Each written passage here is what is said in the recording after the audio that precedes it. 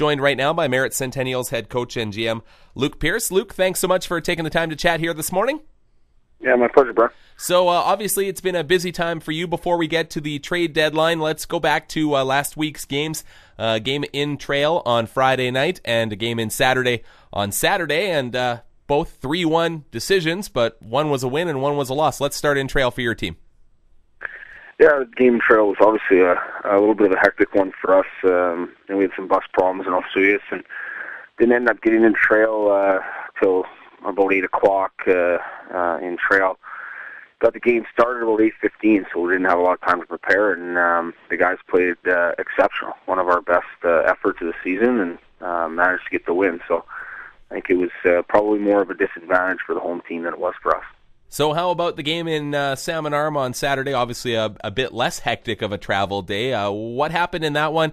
It was a tight game right through the first half of it, and then Salmon Arm scored 2 quick ones there. Did that really catch you sort of back on your heels a little bit? Well, I think even the day before the events of the day before kind of had started to wear on us a little bit and caught up to us. I mean, we'd by that time we got to Salmon Arm, it was our 4th bus of the trip, and it seemed to be just like playing musical buses there. So we didn't have our best effort. I think a couple of guys were probably feeling a little bit ill, and I think it would probably be a game that we'd like to get back, and we're fortunate enough that we get to play them again right away here tonight. And I like the way our teams match up. I think they're a very high-octane offense team that likes to go for it, and we like to play kind of a shutdown role. So it'll be a good matchup for us, I think. So the record that you've got, you're winless against Salmon Arm. You've got 1 overtime loss against them and then 4 regulation losses. You think that's probably not indicative of how these games have gone against these guys? Yeah, I think it's too tough to, compare the game we had here Saturday with the start of the season. I mean, they're essentially 2 different teams. We hadn't seen them since October 9th, so I don't really take a lot into or put a lot into the record we have against them. I think if we were to play 6 games starting now to the end against each other, it'd be a very, very close series. Now, how about the trade deadline yesterday? You were in the office all day long. Was it busy? Yeah, that'd be, I guess, a bit of an understatement, but it's not a real fun kind of busy. It's not a time I really enjoy, and it seems like it's needless stress that it's put on us. But we're pretty happy. We knew going into it that we didn't want to really make a lot of moves from our end, and wanted to stick with the roster that we had, and we've done that. Well, and you mentioned to me last season that you're the type of general manager, you like to do a lot of those transactions and recruiting in the off-season instead of sort of upsetting the apple cart at this time of year. So for that philosophy, was it pretty easy to maybe shoot down some of the offers that you might have been getting from other teams?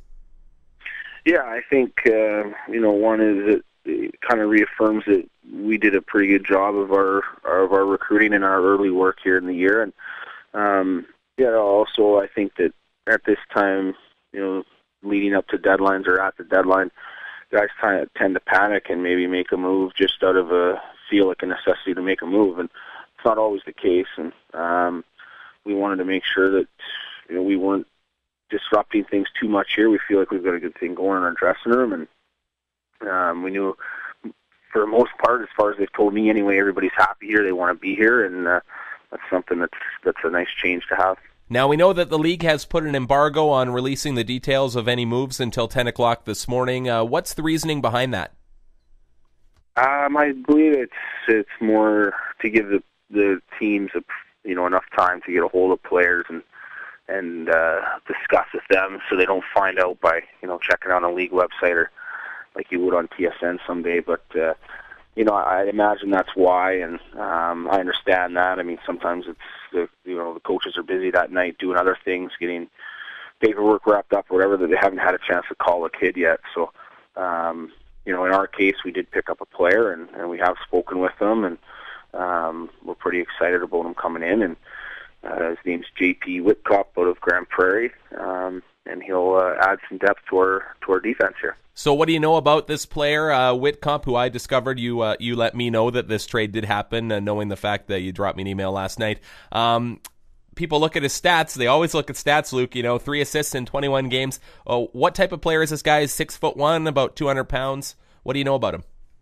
Well, he was a captain of his East Coast Junior League team out in Rochester for the past couple of years, and Mike picked him up from a tip on from a college coach in the East Coast, and from what I've discussed with Mike, he's been really happy with him there. He's another 20-year-old guy that's a leader, which helps with us obviously bringing in to shore up that part of our game. And we feel that JP, from the people we've talked to, not only in Grand Prairie but around the Alberta League, that he has a lot of potential to bring some offense. I know he doesn't show the numbers right now, but Mike's Van de Kamp's teams tend to play a little more of a strict defensive style, especially from the back end, and we're looking to open that up a little bit. So he's a good skater that makes a good first pass, and we're pretty excited to get him in here. This is the second time this season that you've acquired a player that was a former captain. Is that by design, or is that just sort of the way that it works out? Yeah, I think it never hurts, especially the situation we're in. It was something that made him attractive to us, that you could add another dimension to our club, and we've been really happy with the addition of Blaine, and we saw it's paid dividends for us since he's been here. And it's not that he's out there, trying to change the way we do things, or he, being really vocal. He just goes out, plays, puts in a solid effort every night, and that's what good leaders do, and you can never have too many of those. And in terms of where he fits within your top defense pairings, I mean, you've got a top six that's pretty much set right now. Your goals against is getting lower and lower, it seems, here. You guys have only given up more than 4 goals a handful of times in the last, let's face it, 2 months. So do you see him taking a player out of the lineup here, or sort of where do you see JP fitting in? Well, I mean, we'll get him in here and make sure he gets settled first. And but long term, I would see JP playing probably a permanent role every night, assuming things go the way we expect. And we've talked to our core defensemen, prior to the deadline and shortly after Christmas break about our plans going down the stretch. And we have a very busy, 2 months or a month and a half here, and we want to make sure that guys are fully healthy when we do hit the playoffs. So, a guy like Reese Wilcox, although he's deserving of probably playing every single night, he'll probably get a couple nights off. He's 16 years old and still maturing, and we don't want to burn him out. And the same goes for Brandon File and Richard Saborin, and even Billy Marshall or Cam or even Steve. If they need a night off to rest, then we've got the luxury to do that now. And when are you expecting JP to come into town? When should we see him in the lineup? Will it be Saturday against Westside? Yeah, likely Saturday. We're just getting his details arranged for his travel out here, and we're expecting or hoping to have him in here tomorrow evening sometime, and hopefully we can get him ready to go and into the lineup on Saturday. Luke, before I let you run, anything else you wanted to add? No, we're excited here. I guess we're finally dug in for the home stretch, so we're pumped. The guys are pumped, and I think we got a lot of